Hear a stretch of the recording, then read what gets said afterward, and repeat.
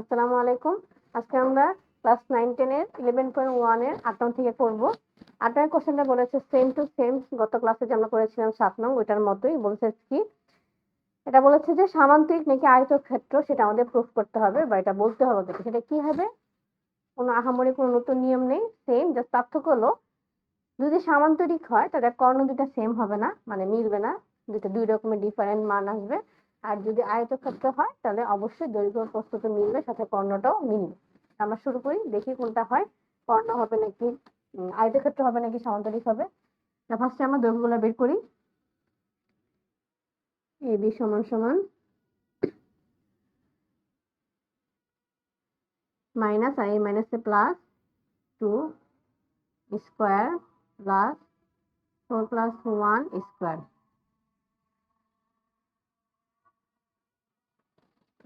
এটা আমরা একবারে বসিয়ে দিই যেহেতু অনেকগুলো মান। 7 7 7 49 যোগ 5 5 5 25 রুট 74। সিডি বের করি।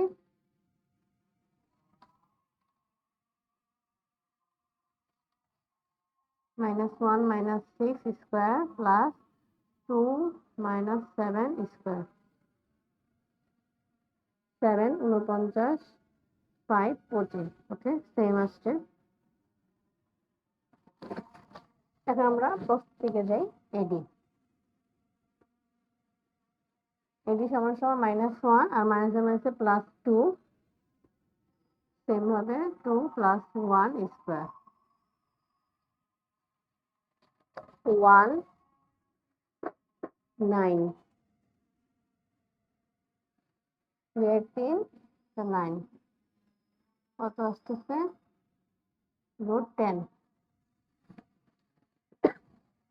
বিসি বের করি।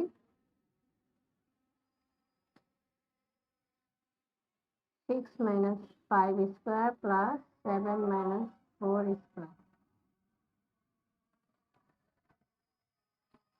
1 প্লাস 9 রুট 10। এখন আমরা কর্ণ দেখার পালা।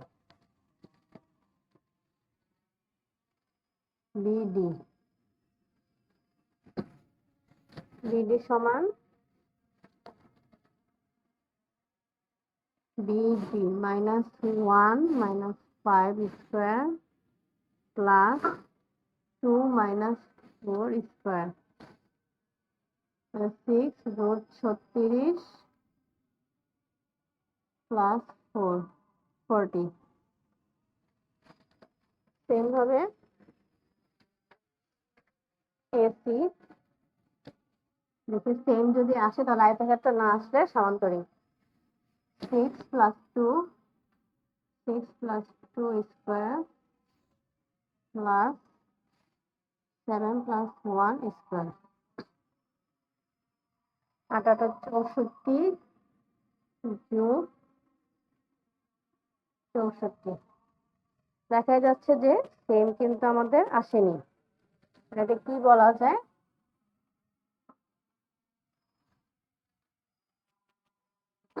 আরেকবারই চেক করে নিই। আমাদের কিন্তু আয়তকর্ণ মিলে যায়। লিখবো যেহেতু AB equal CD, AD equal BC, AD equal BC এবং বিডি নট ইকুয়াল এসি, সুতরাং এটি একটি সামান্তরিক। যদি কর্ণ সেম হতো তাহলে আমি সামান্তরিক বলতাম না, আমরা বলতাম হচ্ছে আয়তক্ষেত্র। এখন আমরা যাবো পরের লাস্ট অঙ্কে।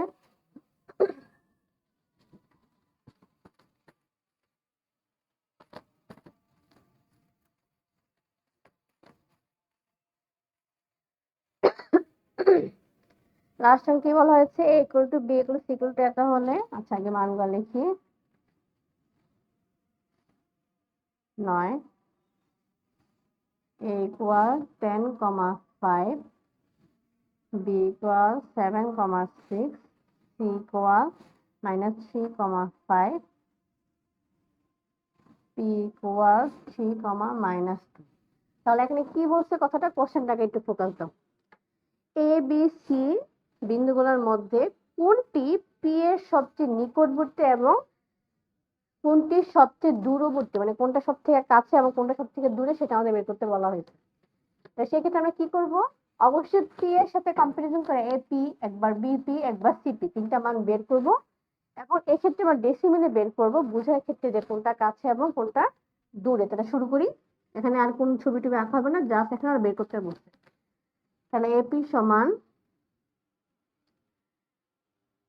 3 minus 10 square plus minus 2 minus 5 square, 7 49 plus 49।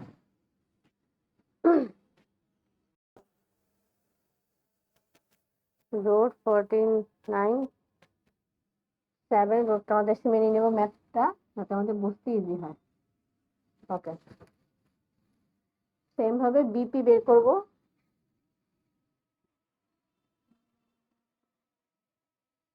BP তাহলে 3 minus 7 square plus minus 2 minus 6 square, 4 4 16 64,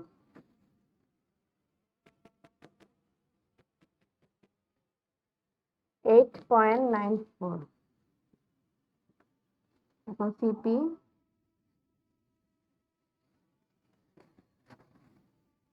3 minus হয়েছে plus 3 square plus minus 2 minus 5 square, 3 2 3 6 36 যোগ 49,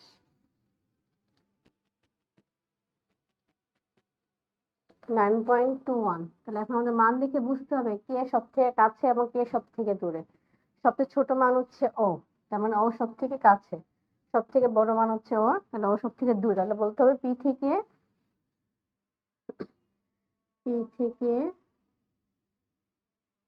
নিকটে বি এবং